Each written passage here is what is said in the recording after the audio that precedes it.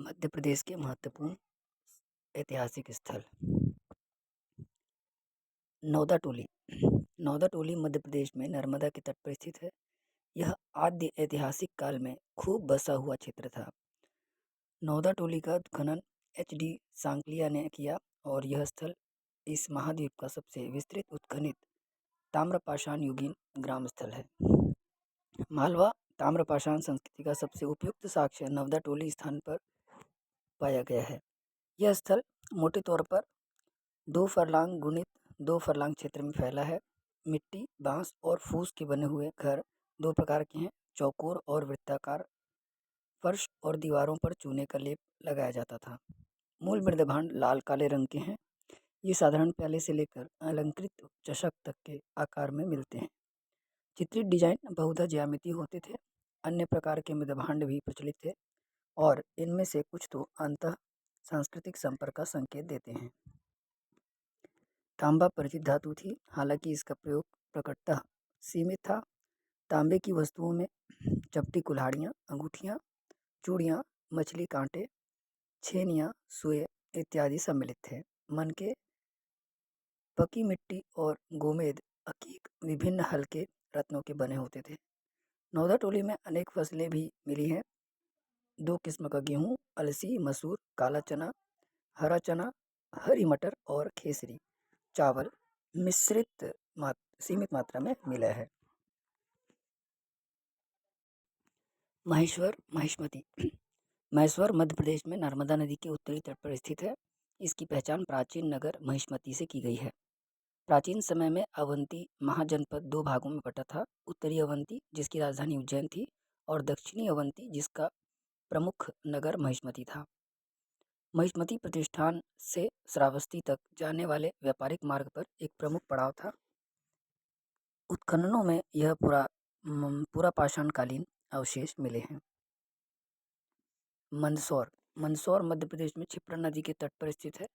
इसका प्राचीन नाम दसपुर था। यह शहर अभिलेखों के लिए जाना जाता है। मंदसौर में अनेक ताम्रपाषाणकालीन स्थल भी मिले हैं।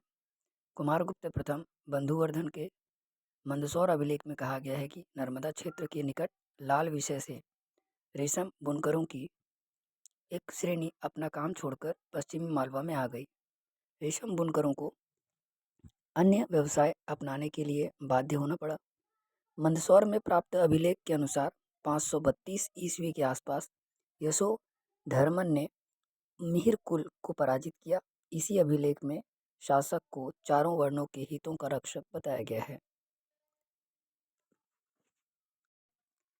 पवैया। पवैया मध्य प्रदेश के ग्वालियर जिले में स्थित है। सिंध और पर्वतीय नदियों के संगम पर स्थित पवैया को की पहचान साहित्यिक और पुरातात्विक स्रोतों के आधार पर पद्मावती से की गई है। पुराणों में इसे नाग वंश की राजधानी कहा गया है। नागसेन पद्मावती के नाग वंश के शासक थे, जिन्हें समुद्रगुप्त ने पराजित किया था। बाद में पद्मावती का गुप्त साम्राज्य में विलय हो गया।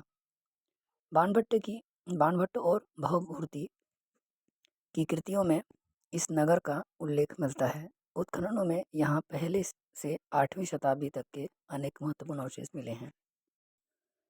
सांची। सांची विशेष रूप से बौद्ध धर्म के संदर्भ में तथा स्मारकों के लिए प्रसिद्ध है। बौद्ध अनुश्रुति के अनुसार सांची के स्तूप का निर्माण मूल रूप से अशोक ने ही करवाया था। शुंगों के समय में सांची स्तूप का विस्तार हुआ।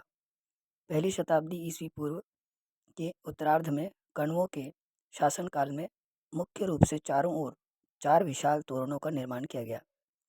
मुख्य स्तूप के निकट ही अशोक का एक उत्कीर्ण स्तंभ स्थित है। इस स्तंभ पर उत्कीर्णित अभिलेख बौद्ध संघ में विभाजन से संबंधित है। सांची से पश्चिमी क्षत्रप शासकों के 8 चांदी के सिक्के मिले हैं। बौद्ध धर्म को गुप्त सम्राटों का राजकीय संरक्षण प्राप्त नहीं था, परंतु गुप्त राजाओं ने इस धर्म के प्रति सहिष्णुता रखी। इस बात की पुष्टि करता है सांची का एक लेख, जिसके अनुसार चंद्रगुप्त विक्रमादित्य ने आक्रमाक्षव नामक एक बौद्ध को उच्च पद पर नियुक्त किया था। त्रिपुरी। त्रिपुरी की पहचान आधुनिक तेवर से की जाती है, जो मध्य प्रदेश के जबलपुर जिले में स्थित है। त्रिपुरी चेदी के कलचुरियों की राजधानी थी। महत्वपूर्ण खोजों में सूक्ष्म पाषाण औजार, चित्रित लाल रंग के मृदभांड, आहत सिक्के मिले हैं। सातवाहन काल के सिक्के, मंडलाकूप, परिष्कृत लाल रंग के मृदभांड, श्री सातवाहन के तांबे के सिक्के भी मिले हैं।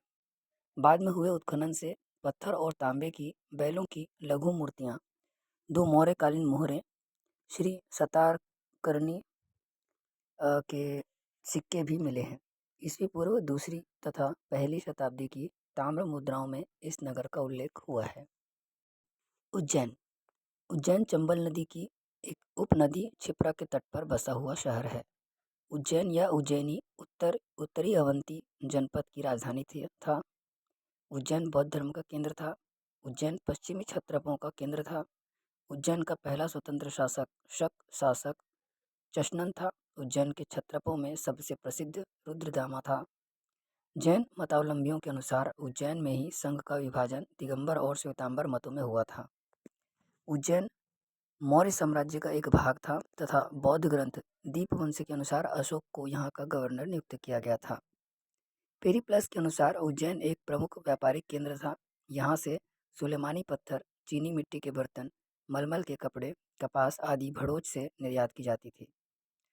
सुत्त निपात में उज्जैन का उल्लेख दक्षिण पथ पर एक महत्वपूर्ण विश्राम स्थल के रूप में किया गया है। उज्जैन प्रसिद्ध है अपने महाकालेश्वर मंदिर के लिए, जो भारत के 12 ज्योतिर्लिंगों में से एक है। भीमबेटका नर्मदा के निकट जिला रायसेन मध्य प्रदेश में स्थित है। भीमबेटका की गुफाओं के उत्खनन से नर्मदा के पूरा पाषाण काल की मिली जुली प्रकृति का विस्तृत प्रमाण मिलता है। भीमबेटका से एशली लोगों की भारी आबादी का संकेत मिलता है, जो विदारणियों के निर्माण में अत्यंत कुशल और अनुभवी थे। उनके शल्क उपकरण बहुत सारे और तरह तरह के हैं और वे पश्चिमी यूरोपीय मध्य पुरापाषाण काल के उपकरणों से मिलते जुलते हैं। हस्त कुठार बहुत बढ़िया ढंग से बनाए गए हैं, जो कि छोटे छोटे और चिपटे हैं। भीमबेटका में हमें दीवार जैसी बनावट का निश्चित साक्ष्य मिलता है, जो पुरापाषाण युग में गुफा के प्रवेश द्वार पर खड़ी की गई थी।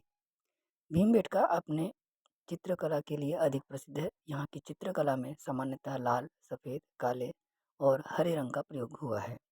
इन चित्रों के विषय धनुष्बाण और भालों से शिकार करते शिकारी, नृत्य आदि से संबंधित हैं।